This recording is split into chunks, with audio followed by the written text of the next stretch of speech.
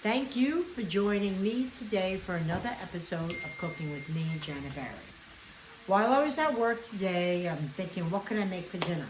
I'm making sausage and peppers and onions. I'm not going to show you how to do that, but what I'm going to show you how to do today is how to make polenta.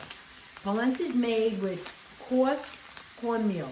This bag costs $1.39. When I started making polenta, it was 39 cents. But $1.39, I'm using a cup and a half of polenta, 6.5 cups of water, salt, and butter.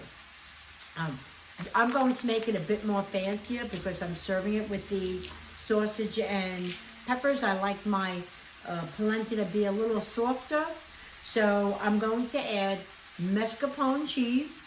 I said it right? Mascarpone. Mascarpone. Mascarpone. Mascarpone. I don't know what type of Italian I am, Sicilian. Mascarpone cheese I'm going to add to it with a little Asiago. So we'll be back in a few minutes and we'll get started and I'll show you how to make polenta. Okay, my water's getting ready to boil. I have 6.5 cups of water. I put 2 tablespoons of butter in here and I use unsalted butter. And I used 1.5 teaspoons of salt. So here's 1.5 cups of polenta. Now lower the flame to a simmer. And you see me stirring it? This is how you do your polenta. If you dump the cornmeal, if you dump the cornmeal into the pot, it would be lumpy.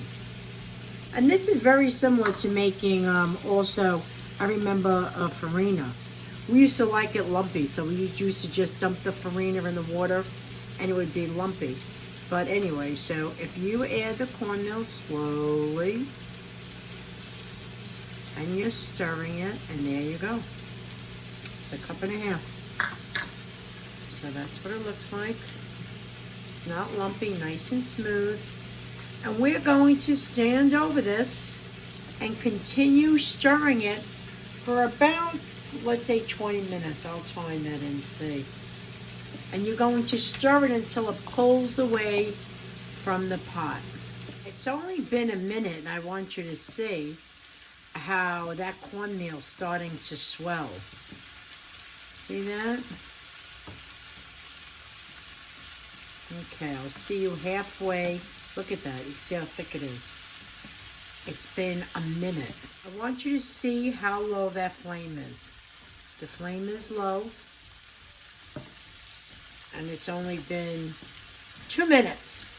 So there you go. And it's still boiling. You don't want a heavy boil on it. Just a low simmer. Okay, it's been 10 minutes. So I'm constantly stirring every minute. So you see how I'm scraping it from the bottom, scraping it from the sides. This wooden spoon helps. It's not pulling yet. So it's actually 12 minutes so far. My peppers and onions are still cooking. Just a quick, delicious meal. Okay, I'll show you what this looks like. Probably another 5 to 10 minutes.